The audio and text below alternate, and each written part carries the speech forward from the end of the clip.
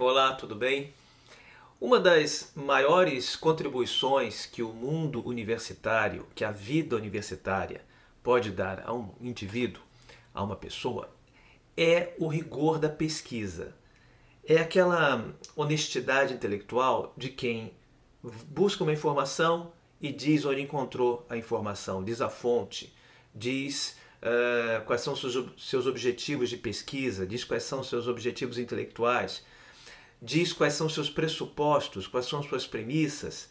Se a pessoa advoga uma ideologia, ela diz que é militante daquela ideologia. Se ela acredita numa determinada ideia, uma determinada doutrina, expõe essa crença de maneira clara.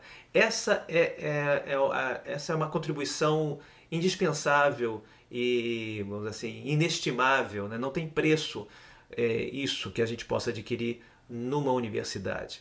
Por isso que a vida universitária, por isso que a vida no ensino superior, como se diz, é uma vida de pesquisa e de busca do conhecimento. Pois bem, esse é o pressuposto nosso hoje aqui para falar de um pesquisador, um amigo e um pesquisador, um professor da USP, Jean Lawande, que ao longo da sua carreira continua fazendo uma pesquisa muito detalhada e profunda a respeito da linguagem brasileira. E ele recentemente lançou dois volumes de um livro, né, que se chama Pequeno Dicionário de Expressões Brasileiras. E qual é assim, a grande contribuição, a grande beleza até desse trabalho? É que o professor Jean vai até as raízes da nossa própria linguagem, nossa linguagem do dia a dia, que está numa marchinha de carnaval, que está antiga, né? Que está numa piada que vai correndo, né, ao longo das décadas, vai mudando de formas, né? Expressões cotidianas, expressões do futebol, e tudo isso Jean foi buscar na imprensa brasileira. Quer dizer, claro, essas expressões primeiramente estão na boca do povo e logo a seguir vão para a escrita e vão para a imprensa. E Jean foi até a Hemeroteca Digital Brasileira da Biblioteca Nacional, onde estão os acervos digitalizados de 8.000 periódicos brasileiros desde o comecinho do século XIX até hoje, e busca as primeiras aparições de expressões, né? Por exemplo, entrou pelo cano. Quando é que isso apareceu na imprensa primeiramente? Isso dá um indício de que já estava na boca do povo, e aí se vai à busca do porquê, né, do motivo pelo qual se fala hoje, fulano entrou pelo cano. Aí nós recuperamos o contexto, é o que o professor Jean faz, ele vai e recupera o contexto e busca mostrar que essas expressões são o espelho de toda uma mentalidade nossa, do Brasil, do nosso dia a dia, que tem a ver com os nossos valores. Então, se alguém entrou pelo cano, claro que a linguagem vai, digamos assim, vai se tornando implícita, e algumas coisas deixam de ser expressas porque já estão tacitamente conhecidas, ainda que não, porque com o tempo nós esquecemos ou não sabemos mais. Mas aí, nesse caso concreto, é entrar pelo cano da descarga, ou seja, é realmente ir para a privada, algo que foi para a privada que se deu muito mal, né? Outra característica típica nossa, da nossa linguagem brasileira, nossa língua brasileira, o diminutivo, o uso do diminutivo. O cafezinho, me dá um minutinho, um instantinho, um jeitinho. Todo o uso do diminutivo na nossa prática linguística tem uma função e também reflete uma maneira nossa de ser. Porque quando nós falamos que eu vou tomar um cafezinho, eu estou não só dando uma certa afetividade a essa expressão, mas estou realmente dizendo, não, eu vou só tomar um cafezinho, quer dizer, eu não vou abusar, eu não vou fazer mais do que isso.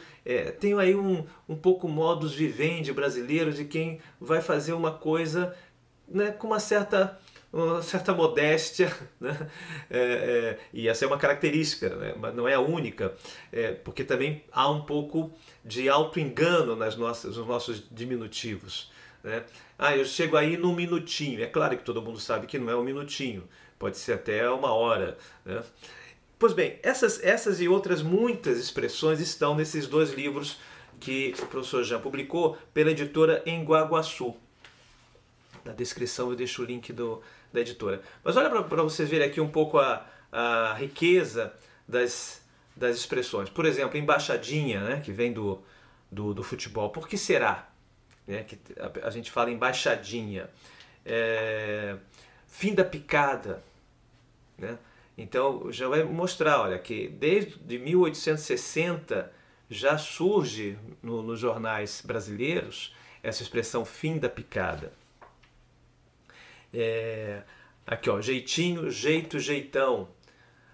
Dar a dica, porque quando alguém diz assim, isso aqui custou os olhos da cara, são os 2 olhos, porque em outros idiomas, no espanhol, por exemplo, se fala que custou um olho ou custou um rim, né? Na cultura saxônica, na cultura inglesa, fala-se que custou um braço, custou uma perna. Nós aqui falamos que custaram os 2 olhos, custou os olhos da cara. E tem, especialmente, eu não vou ler todos os verbetes, evidentemente, mas eu vou apresentar um deles que eu acho bem interessante, justamente sobre o inho, uma passagem final desse verbete, o inho, né,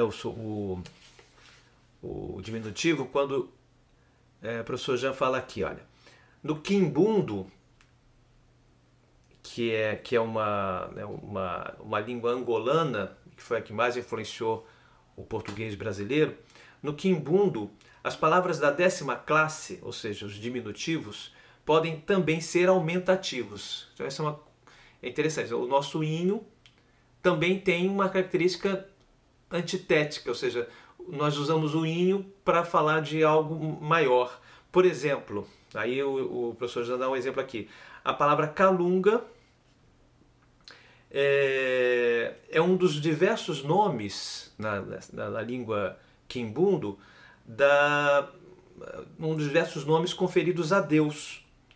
Lunga é juntar, né? É juntar, e assim Deus é o diminutivo / aumentativo, aquele que por excelência junta, ele é o juntadorzão, né? É o juntadorzão. Não esqueçamos que em nossa tradição cristã o diabolos é aquele que separa, então Deus é aquele que junta, mas é o superjuntador, vamos dizer assim, das coisas, é o grande criador do cosmos. Então, essa é uma característica da pesquisa de Jalawandi. Ele sempre faz, além da pesquisa linguística, uma reflexão filosófica, uma reflexão sociológica, uma reflexão filosófica, uma reflexão metafísica.